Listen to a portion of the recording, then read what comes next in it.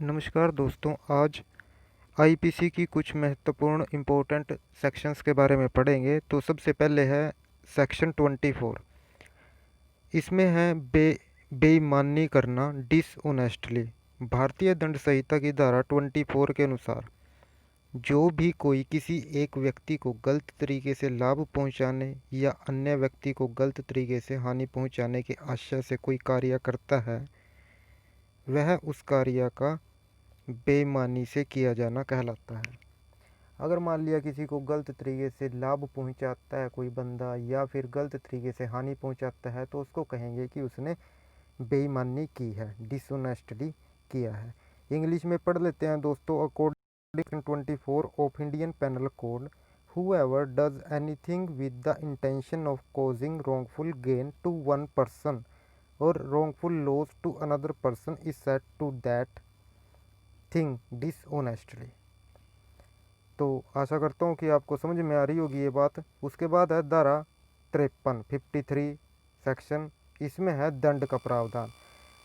तो दोस्तों, भारतीय दंड संहिता की धारा 53 के अनुसार अपराधी इस संहिता के उपबंधों के अधीन जिन दंडों से दंडनीय है वे हैं, मतलब कि क्या कहा गया है कि कौन कौन से दंड का प्रावधान है वो बताया गया है धारा 53 के अंदर। जिसमें सबसे पहले है मृत्यु। मृत्यु का दंड है बहुत ज़्यादा, किसी ने बहुत ज़्यादा गलत काम कर दिया तो उसके लिए उसको मृत्यु का भी दंड है। सेकंड है आजीवन कारावास। फिर है कारावास। कारावास भी दो तरीके के हैं, कठिन या कठोर श्रम के साथ। सादा कारावास, संपत्ति का समपहरण। अब इंग्लिश में पढ़ देते हैं। According to section 53 of Indian Penal Code, the punishment to which offenders are liable under the provision of this code are death, imprisonment for life, imprisonment which is two descriptions, namely rigorous, that is with hard work, hard labor, simple, forfeiture of property और fine. उसके बाद है दोस्तों अगला जो section हम पढ़ने जा रहे हैं,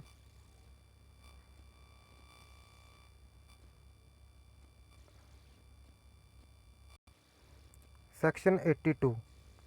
इसमें है प्रोविज़न कि 7 वर्ष से कम आयु के शिशु का कार्य अपराध नहीं माना जाएगा। Act of a child under 7 years of age. भारतीय दंड संहिता की धारा 82 के अनुसार 7 वर्ष से कम आयु के शिशु द्वारा किया गया कोई भी कार्य अपराध नहीं है। तो 7 वर्ष से कम बच्चे उम्र के बच्चे ने अगर कोई अपराध किया है तो यह माना जाएगा कि वह अपराध दंडनीय नहीं है। According to section 82 of Indian Penal Code, nothing is an offence which is done by a child under 7 years of age. Next है धारा 96, धारा 96, प्राइवेट प्रतिरक्षा में की गई बातें, जिसको हम कहते हैं self defence, things done in private defence. तो इसमें बताया गया है भारतीय दंड संहिता की धारा 96 के अनुसार कोई भी बात अपराध नहीं है जो प्राइवेट प्रतिरक्षा के अधिकार के प्रयोग में की जाती है। मान लिया अगर कोई हमारे घर पर चोरी करने आता है और वो हमें मारने के इरादे से किसी हथियार के साथ हमारे ऊपर हमला करता है, तो हम भी अपनी प्रतिरक्षा के रूप में उसके ऊपर हमला कर सकते हैं। तो ये कोई प्राइवेट डिफेंस की बात है, इसमें कोई भी कार्य अपराध नहीं है। अब लास्ट में है जी धारा 309। जो आईपीसी की धारा 309 है उसके अंदर था आत्महत्या के लिए सज़ा का प्रावधान था, पर थोड़ा सा हम पढ़ लेते हैं इसके बारे में। ये चीज प्रावधान अब ख़त्म कर दिया गया, मतलब 309 धारा को अब ख़त्म कर दिया गया है। इसमें है मोदी सरकार ने आईपीसी की धारा 309 को ख़त्म कर दिया है। इस कानून के तहत जान देने की कोशिश करने वालों को 1 साल तक की जेल और जुर्माने की सज़ा होती थी। अब सरकार ने आत्महत्या करने की कोशिश को अपराध की श्रेणी से हटाने का फैसला किया है, यानी अब जान देने की कोशिश करने वालों को जेल नहीं होगी। मोदी सरकार ने आईपीसी की धारा 309 को ख़त्म करने का ऐलान किया। इस कानून के तहत जान देने की कोशिश करने वाले को 1 साल तक की जेल और जुर्माने की सज़ा होती थी। सरकार ने बताया कि 18 राज्य और 4 केंद्र शासित प्रदेश इस फैसले के पक्ष में है।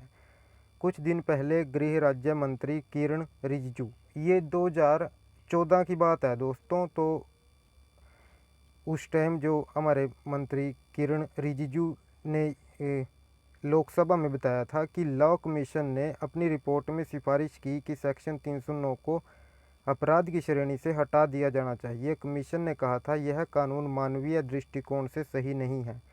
इस कानून को हटाने से आत्महत्या की कोशिश के बाद मानसिक प्रताड़ना झेल रहे लोगों को कानूनी अड़चनों में फंसकर अलग से परेशान नहीं होना पड़ेगा। रिजिजू के मुताबिक होम मिनिस्ट्री सीआरपीसी और आईपीसी के कुछ और दूसरे कानूनों को भी खत्म करने पर विचार कर रही है। बता दें कि सुप्रीम के तत्कालीन जस्टिस मार्कंडे काटजू और ज्ञानसुधा मिश्रा की बेंच ने भी संसद को सुझाव दिया था कि कानून को ख़त्म किया जाए। उन्होंने कहा था कि एक शख्स डिप्रेशन में आने के बाद आत्महत्या की कोशिश करता है, इसलिए उसे मदद की ज़रूरत है, ना कि सज़ा की। जो लोग इस कानून को ख़त्म किए जाने का विरोध कर रहे थे, उनका तर्क था कि आत्महत्या एक अनैतिक काम है और इसे ख़त्म करने पर सुसाइड के मामलों में भी बढ़ोतरी हो सकती है। तो अल्टीमेटली इस कानून को ख़त्म कर दिया गया दोस्तों। ये धारा थी 309। तो आशा करता हूँ कि आप सभी को वीडियो से कुछ ना कुछ जानकारी ज़रूर मिली होगी। अगर आपको वीडियो अच्छी लगी तो आप इसको सब्सक्राइब कीजिए चैनल को और वीडियो को शेयर कीजिए। Thank you very much. Have a nice day.